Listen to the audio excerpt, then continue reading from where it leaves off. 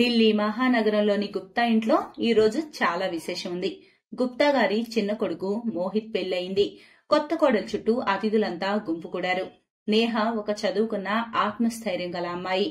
కాసేపటి తర్వాత నేహ తోడికోడలు మధు ఆమెను గదిలోకి తీసుకువెళ్తుంది. అప్పుడు అక్కడ, సరే నేహ, నేను నీతో ఒక అర్జెంట్ విషయం చెప్పాలి. ఆ అక్క, చెప్పండి. చూడు నేహ, నేను చెప్పే విషయం నువ్వు ఎవరితోనూ చెప్పొద్దు. అలా అని ప్రామిస్ చేయి, అత్తయ్యతో ముఖ్యంగా, లేదంటే చాలా అనర్థం అవుతుంది. సరేనా? అర్థమైందా? మధు మాటలు విన్న నేహ కాస్త కంగారు పడుతుంది. ఆ అక్క, నేనెవరితో చెప్పను. మీరు చెప్పండి, విషయం ఏంటి? ఏదైనా సమస్య ఉందా? నేహ, ఒక గొప్ప మహాత్ముడు ఉన్నాడు. కొద్ది రోజుల క్రితం నేను వారితో నీ గురించి, మరిది గురించి మాట్లాడటానికి వెళ్ళినప్పుడు ఆయన నాతో చెప్పాడు, కొత్త కోడలు వచ్చాక అత్తయ్య ప్రాణానికి ప్రాణగండం ఉందని. అది విని నేను గాబరపడ్డాను. నేనప్పుడు అతని ఉపాయం అడిగాను. అప్పుడు అతను దానికి ఒక ఉపాయం ఉందని అన్నాడు. ఒకవేళ కొత్త కోడలు పెళ్లైన మరుసటి రోజు నుంచే వంటగదిలో ముసుగు వేసుకుని ఉంటూ అందరి ముందుకి వెళ్లకుండా ఉంటే అత్తయ్యపైకి వచ్చిన ప్రాణగండం తప్పే అవకాశం ఉందని చెప్పాడు. అక్క, అయితే నేనేం చెయ్యాలి? కేవలం నువ్వు ముసుగులో ఉండాలి. ఇక అలా ఎందుకున్నావని ఎవరికి చెప్పకూడదు. ఎవరైనా అడిగితే నీకు సిగ్గని చెప్పు. అందుకే ముసుగేసుకున్నానని చెప్పు. అంతే. అలా మెల్లగా అందరికి అలవాటైపోతుంది. కేవలం 1 సంవత్సరం విషయం, అంతే కదా. 1 సంవత్సరం తర్వాత నువ్వు ఈ ముసుగు తీసేయొచ్చు. అత్తయ్య ప్రాణానికి కేవలం 1 సంవత్సరం వరకు మాత్రమే గండం. సరే అక్క, అత్తయ్య ప్రాణాల కన్నా నాకేది ఎక్కువ కాదు. నేను ఆమె సంతోషం కోసం, ఆమె క్షేమం కోసం వంటగదిలో ముసుగేసుకునే ఉంటాను. నేను వంట చేసే సమయంలో ఎవరెదుట పడను. నేహాకు ఇదంతా చిత్రంగా ఉంది. కానీ ఆమె తోటికోడల మాటలను అంగీకరించింది. మరుసటి రోజు నుంచి నేహ ముసుగు వేసుకుని ఉంటుంది. అరే నేహ, ఎందుకిలా ముసుగేసుకున్నావు? ఈ రోజు నీ మొదటి వంట కదా. ఇక్కడ ముసుగు వేసుకుంటే ఎలా చేస్తావు వంట? అయినా ఇక్కడ మా ఇళ్లలో కోడళ్లు ముసుగులు వేసుకోరు. అదే అత్తయ్య, తెలియడం లేదు, నాకు చాలా సిగ్గు అనిపిస్తుంది. అందుకే నేను కొద్ది కాలం ముసుగు వేసుకుంటాను. అరే, నువ్వు ఈ కాలం చదువుకున్న మోడర్న్ అమ్మాయివి, నువ్వు కూడా సిగ్గుపడతావా? సరే కానీ నీకు ఎలా అనిపిస్తే అలా. ఈ రోజైతే స్వీట్ చేయాలి, ఏదో ఒకటి. నేహ అందరి కోసం స్వీట్ చేసింది. కానీ వంటగది నుంచి బయటకు రాలేదు. నేహ ముసుగు వేసుకొని ఉంది. అందువల్ల హల్వాలో పంచదార బదులు ఉప్పేసింది. అరే, హల్వాలో ఉప్పేంటి? బహుశా నేహ హల్వాలో పంచదార బదులు ఉప్పేసినట్టుంది మావయ్య. తెలీదు ఎందుకో ఏమో ముసుగులో ఉంది. మమ్మల్ని చూడండి, ఈ కాలం మోడర్న్ అమ్మాయిలో ముసుగులు వేసుకోవాల్సిన అవసరం ఏముంది? అయినా మన వాళ్ళ దగ్గర సిగ్గేంది? ఈ ముసుగులో పడి ఈ రోజు హల్వా పాడు చేసింది. ఇంకోసారి ఇంకేదైనా చేస్తే నాకెందుకో నేహ వంటగదిలో ఇక నుంచి వంట చేయలేదు అనిపిస్తుంది. నేనే చేయాలి వంట అందరి కోసం. మోహన్, ఏం జరుగుతుంది? నేహ ముసుగులో ఎందుకు? మన ఇంట్లో ఇదంతా ఉండదు కదా. నేహ, ఇదంతా ఏంటి? ముసుగులో ఎందుకు? మన ఇంట్లో ఎవరు ముసుగు వేసుకోరు. మరి నువ్వు వంటగదిలో ముసుగు ఎందుకు వేస్తున్నావు? నిన్ను ఇక్కడ చూడటానికి ఎవరొస్తారు? ఈ రోజు నువ్వు హల్వాలో ఉప్పు వేసి అందరి ముందు నన్ను తల్లించుకునేలా చేసావు.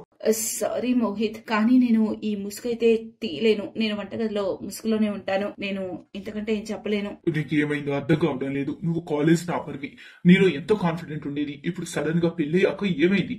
నాకు నీపై చాలా కోపం వస్తుంది. నువ్వు అందరి ముందు నన్ను ఇన్సల్ట్ చేస్తున్నావు. అందరూ నేను ఇలాంటి వారిని తెచ్చుకున్నానని అంటున్నారు. ముసుగు ఉండేంత సిగ్గుంటే ఇక మిగతావి ఎలా చేస్తావు నువ్వు? నాకు నీతో మాట్లాడాలని లేదు. నేహ వంటగదిలో ముసుగు వేసుకునే విషయమై మోహిత్ నేహ బంధంలో బేటలకు దారితీసింది. పెళ్లైన 2 రోజుల్లోనే మోహిత్ ఆమెతో గొడవ పడ్డాడు. పాపం నేహ ఎవరికి ఏమీ చెప్పలేదు. కానీ నేహ తోటికోడలు మధు అలా ఎందుకు చేసింది? నిజంగానే ఎవరైనా సాధు మహాత్ముడు అలా చేయాలని చెప్పాడా? లేదా ఇదంతా మధు పన్నాగమా? దాంతో నేహం తక్కువ చేసి చూపించవచ్చని ఇది తెలుసుకోవడానికి మనం మున్ముందు కథను చూడాల్సి ఉంటుంది. ఒకరోజు ఇంట్లో పూజ చేయాలని నిర్ణయించుకున్నారు. నేహ ఎప్పట్లాగే ముసుగులోనే ఉంది. వదినా, నేహ వంటగదిలో ముసుగేసుకొని ఎందుకుంది? ఇంత పెద్ద ముసుగు ముఖంపై ఉంటే వంట ఎలా చేస్తుంది? మీరలా అసలు చేయనివరే. ఏదైనా విషయం ఉందా? మీరెప్పుడు కోడలికి ముసుగులో ఉండమని చెప్పరే. పైగా మీ కోడలు మోడర్న్ కాలం అమ్మాయిలు కదా. ఏమడుగుతావులే వదినా, మేము నేహపై అదే విషయమే కోపడుతున్నాం. పెద్ద కోడలు చూడు, ఎలా కావాలంటే అలా నచ్చినట్టు తిరుగుతుంది. ఎప్పుడు ముసుగేసుకోదు. కానీ ఏమి ఎక్కడి నుంచి వచ్చిందో తెలియడం లేదు. సిగ్గేస్తుందని చెబుతుంది. నాకు అసలు తనతో పని చేయించడం, వంట చేయించడం కూడా నచ్చడం లేదు. ఒకసారి హల్వాలో ఉప్పేస్తుంది, మరోసారి కూరలో పంచదార వేస్తుంది. ఒక్కోసారి నీళ్ళు ఎక్కువైతాయి, ఒక్కోసారి కూర మాడిపోతుంది. అందుకే నేను పెద్ద కోడలకే చెప్పాను వంటగది పనంతా తన్నే చూసుకోమని. ఏమి ముసుగులో ఉండి వంటగది చూసుకోవడం అవ్వని పని. పెద్ద కోడల, పూజకు సంబంధించిన వంట నువ్వే చెయ్యి. సరే అత్తయ్య. మొదటిసారి మధు ముఖంలో ఒక రకమైన కన్నింగ్ స్మైల్ వచ్చింది. మధు గదిలోకి వెళ్లి తన స్నేహితురాలికి ఫోన్ చేసింది. నేహకు ఏది సరిగ్గా అనిపించడం లేదు. ఆమె మధు వెనకనే ఆమె గదిలోకి వెళ్ళింది. గుమ్మం దగ్గర నుంచి ఆమె మాటలు వినడం మొదలుపెట్టింది. హలో నిషా, నేనే మాట్లాడుతున్నా. అరే యార్, నువ్వు భలే ఐడియా ఇచ్చావు. అరే నేహాన్ చూడాలి, నేను తనకు భలేగా అబద్ధం చెప్పాను. అరే నేను ఒకవేళ తన వంటగదిలో ముసుగు వేసుకోకుండా ఉంటే అత్తయ్య ప్రాణానికి గండమని చెప్పేశాను. పాపం ఆ పిచ్చిది నా అబద్ధాన్ని నిజం అనుకుని నమ్మేసింది. అందుకే 2 నెలలుగా ముసుగులోనే తిరుగుతోంది, వంటగదిలో ముసుగేసుకుని తిరుగుతుంది, ఆ వంట చేయడంలో గడబిడి చేస్తుంది. నేను పెళ్లి తర్వాత నేహ స్థానం ఈ ఇంట్లో నాకన్నా బలం అవ్వకూడదని ఎలా అనుకున్నాను, అచ్చం అలాగే జరిగింది. ఇక పూజ కోసం కూడా వంట నన్నే చేయమన్నారు అందరూ. అంతేకాదు ఆ వంటలు అసలు నేహాని చేయి కూడా పెట్టనే వద్దన్నారు. పాపం తను ఇంట్లో సంవత్సరం వరకు అలాగే ముసుగులో ఉంటుంది. ఇక ఈ సంవత్సరంలో ఆమె అందరి మనసులో దిగజారిపోతుంది. నేహ కాళ్ళ కింద భూమి కంపించినట్టయింది తన తోడికోడల అసలు రూపం చూసి. పూజ పూర్తయిన తర్వాత నేహ కోపంతో విరుచుకుపడింది. ఆమె అందరి ముందు నిజాన్ని బయట పెట్టింది. మధు, నీకు సిగ్గు లేదా? ఇలా ఎవరన్నా చేస్తారా? మో, నేను నేహం తీసుకొని ఇక్కడి నుంచి వెళ్ళిపోతాను. నేను ఈ ఇంట్లో ఉండనిక. నా భార్య గౌరవం లేని చోట నేను ఉండను. ఇల్లు వదిలి నువ్వు కాదు వెళ్లాల్సింది మోహిత్, ఇల్లు వదిలి మధు వెళ్తుంది. ఇప్పుడు మధు సామాన్ ప్యాక్ చేసుకుని మీ పుట్టింటికి వెళ్ళిపో. లేదు లేదు, నేను ఎక్కడికి వెళ్ళను. చాలా పెద్ద తప్పు చేశాను నేను. నాకు అర్థమైంది. నన్ను క్షమించు నేహ. నా స్నేహితురాలు నిషా నాకు బాగా ఎక్కేసింది. తోడుకోళ్ళు వచ్చాక నా గౌరవం తగ్గిపోతుందని. అందుకే నేను తను చెప్పిన ఉపాయాన్ని బట్టి ఈ విధంగా చేశాను. కానీ నా తప్పుకు నేను పశ్చాత్తాపడుతున్నాను. నేను ప్రామిస్ చేస్తున్నాను, నేను ఎప్పటికీ ఇలా చేయను. నన్ను క్షమించు ప్లీజ్. నన్ను మీ అందరూ క్షమించండి ప్లీజ్. మీ అందరినీ నేను మనస్ఫూర్తిగా క్షమాపణ కోరుతున్నాను. మధుది ఇది మొదటి తప్పు, అందుకే అందరూ అర్థం చేసుకుని క్షమించారు. కానీ నేహ మనసులో మధు గురించి కాస్త చెడు అభిప్రాయం ఏర్పడింది. బహుశా ఇది కాలంతో పాటు మారచ్చు, మారకపోవచ్చు, అది ఎవరికీ తెలీదు. ఇక మరుసటి రోజు నేహ చాలా కాన్ఫిడెంట్ గా వంటగదిలో తన పని తాను చేసింది. ఇప్పుడు ఆమె ముసుగు ధరించే కోడలు కాదు, ఈ కాలపు ఆలోచనల కల మోడ్రన్ కోడలు.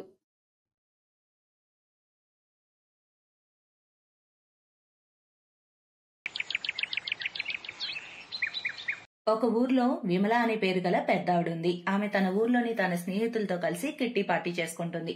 ఈ రోజుల్లో అమ్మాయిలు అబ్బాయిలతో కలిసి తిరగడం ఏంటో నాకు అసలు అర్థం అవడం లేదు. ఎక్కడ చూడు అదే లవ్ మ్యారేజ్. విమల, నీ కొడుకు కూడా వయసుకొచ్చాడే, ఒకవేళ తను ఈ అమ్మాయి వల్ల అయినా చిక్కుకోలేదు కదా, చూసుకోజరా, జాగ్రత్తే. నేనలా అస్సలు అవనివ్వను. నేను నా కొడుకు కోసం లక్షల్లో ఒకటైన అమ్మాయిని తీసుకొస్తాను. ఇక కట్నంలో మంచి కారు కొట్టేస్తాను. ఇక దానిలో కాలు మీద కాలేసుకొని దర్జాగా ఊరంతా తిరుగుతాను. చూడండి. మీరందరూ ఆశ్చర్యపోతూ నన్నే చూడాలా. అలా ఆమె డబ్బాలు కొట్టుకుంటూ ఉంటుంది. ఇక సాయంత్రం విమల తన ఇంటికి వచ్చేసరికి తన కొడుకు రోహన్, ఒక అమ్మాయి ఉంటారు. ఇద్దరు వరమాల్లో ఉన్నారు. ఇదంతా ఏంటి రోహన్? మా, ఈమె దివ్య. మేం ప్రేమించుకున్నాం, అందుకే పెళ్లి చేసుకున్నాం. నీకు అవన్నీ నచ్చవు కదా, అందుకే చెప్పలేదు నేను. ఏ అమ్మాయి, నీకు ఈ ఇంట్లో స్థానం లేదు, వెళ్ళిపో బయటికి ఇంటి నుంచి. దివ్య గట్టిగా మాట్లాడే స్వభావం కల తెలివైన అమ్మాయి. ఆమె అరుస్తూ అంటుంది, నేనెందుకు వెళ్ళాలి? నేను రోహన్ ని పెళ్లి చేసుకుని వచ్చాను. ఒకవేళ నన్ను ఇంట్లోంచి గెంటే ప్రయత్నం చేశారో నేను వెళ్ళి పోలీస్ కంప్లైంట్ ఇస్తాను. మీరందరూ జైల్లో రాళ్లు కొట్టుకుంటూ జీవితాంతం బతకాలి, అర్థమైందా? మీ బెదిరింపులకు భయపడే రకం కాదు నేను. అలా చెప్పి తను తన గదిలోకి వెళ్లిపోతుంది. విమల బుర్ర తిరిగిపోతుంది. ఇలాంటి గయ్యాలమ్మాయిని చేసుకున్నావా నువ్వు? అలా అనేసి విమల కూడా తన గదిలోకి వెళ్లిపోతుంది. ఆమె ఏం చేయగలదు అంతకు మించిక. రాత్రి దివ్య వంట చేయడానికి వెళ్ళినప్పుడు, నా కోసం పాలక్ పన్నీర్ చెయ్యి. ఇది ఇల్లు, హాస్టల్ కాదు. అందరికీ ఒకటే చేస్తాం, చేసిందే తినాలి. నేనేమి విషయం అనట్లేదు, వంట చేస్తున్నా అంతే. ఏదైనా అలా ఎప్పుడు చూసినా అత్తా కోడల మధ్య వాదం జరుగుతూనే ఉంటుంది. కట్నంలో కారు కొట్టాలనుకున్న విమల కళ ఎక్కడ, దొరికిన కోడలు ఎక్కడ. ఇక దివ్య కూడా రోహన్ ఆఫీస్కి వెళ్ళాక తయారయి రోజు ఎక్కడికో వెళ్తూ ఉంది. అలా రోజులు గడుస్తున్నాయి. తర్వాత ఒకరోజు రోహన్ పని మీద వెళ్ళాక విమల స్నేహితురాళ్ళు ఆమె ఇంటికి ముచ్చట పెట్టడానికి వస్తారు. ఓ విమల, ఎలా నడుస్తుంది నీ కారు? కోడలు వింటుందా నీ మాట లేదా? అప్పుడే దివ్య తయారై తన గది నుండి బయటకు వస్తుంది. దివ్య, మా కోసం టీ పెట్టుకురా. నేను కోచింగ్ కి వెళ్తున్నాను, జాబ్ ఇంటర్వ్యూ ప్రిపేర్ అవ్వడానికి. ఈ ఇంటి కోడలువై జాబ్ చేస్తావా నువ్వు? పో లోపలికి పోయి టీ తీసుకురా. దివ్య అగ్గిపై గుగ్గిలం అవుతుంది. నేను నీ పని మనిషిని కాదు, నన్నేదో కొన్నట్టు మాట్లాడుతున్నారు. నా మనసుకు నచ్చింది నేను చేస్తాను. పాతకాలం నాటి కోడల్ని కాదు, అత్త కాలు కింద చెప్పులా ఉండటానికి ఏమనుకుంటున్నారు? అలా చెప్పి దివ్య అక్కడి నుంచి వెళ్లిపోతుంది. భలే అయింది, లక్షల్లో ఒకటైనా నీ కోడలు భలే ఉంది. సరే వదిన, పదండి ఇక ఇంటికి వెళ్దాం. నా తలరాత బాగోలేదు. నేను అనుకున్నది ఏంటి, జరిగిందేంటి? కట్నంలో కారు దొరకలేదు, అలాగే కట్నంగా డబ్బు దొరకలేదు. పెళ్లి చేసిన నాటి ప్రయోజనమే లేదు. ఈ దెయ్యాన్ని ఇంటి నుంచి ఎలాగైనా సరే తరిమేస్తాను. మీరు చూస్తూ ఉండండి. నేను నాకు నచ్చిన కోడల్ని తెచ్చుకుంటాను. మరుసటి రోజు రోహన్ పనిలోకి వెళ్ళిన తర్వాత విమల ఊళ్ళోని ఒక పండిట్ను కలుస్తుంది. పండిట్జీ, మీ నుంచి దాచేదేముంది, మీకు అన్నీ తెలుసు. నాకు ఎవరన్నా మంచి అమ్మాయిని వెతికి పెట్టండి. ఆమెతో నా కొడుక్కి మళ్ళీ పెళ్లి చేస్తాను. ఇక ఆ దయ్యాన్ని బయటకు తరిమేస్తాను. నాకు సాయం చేయండి. నాకు మంచి కోడల్ని చూపండి. ఒక అమ్మాయి ఉంది మీ అబ్బాయి కోసం. సరే పండిట్ గారు, ఆమె నా ఇంటికి పంపండి.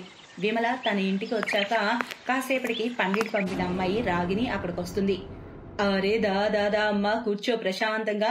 నువ్వు ఈ ఇంటి కోడలి కాబోతున్నావు. ఎదురుగా కిచెన్ ఉంది, వెళ్ళి మన ఇద్దరికి టీ పెట్టుకురా. సిగ్గుపడకు, ఇదంతా నీ ఇల్లే. సరేనా అమ్మా? సరే అత్తయ్య. రాగిని టీ పెట్టడం కోసం వెళ్తుంది. దివ్య ఇదంతా వింటుంది. ఆమె కోపంగా కిచెన్ లోకి వెళ్తుంది. ఇది నా కిచెన్, ఎవరో పరాయి వాళ్ళు ఇక్కడికి పర్మిషన్ లేకుండా రాకూడదు, వెళ్ళ అవతలికి. నన్ను అత్తయ్య పిలిచింది. ఈ ఇంటికి కాబోయే కోడలు నేను. అలా ఇద్దరి మధ్య గొడవ మొదలైంది. ఆ గొడవ హద్దు దాటిపోయింది. అప్పుడు దివ్య, నువ్వు ఈ ఇంటి నుంచి వెళ్ళిపో. నీకు సరిగ్గా మాట్లాడటం, గౌరవం ఇవ్వటం కూడా రాదు. నేను రోహన్ పెళ్లి రాగినితోనే చేస్తాను. నువ్వు పో అవతలికి. సరే, రోహన్ ఆమెతో పెళ్లికి సిద్ధమైతే నేను వెళ్ళిపోతాను ఇంటి నుండి. దివ్య ఆ టైంలో కోపంగా ఇంటి నుంచి బయటకు వెళ్ళిపోతుంది. విమల చాలా సంతోషిస్తుంది. వెళ్ళిపోయింది అది. నేనిక ప్రశాంతంగా నీ పెళ్లి రోహన్తో చేస్తా. సాయంత్రం రోహన్ ఇంటికి తిరిగి వచ్చి చూస్తే దివ్య కనిపించదు.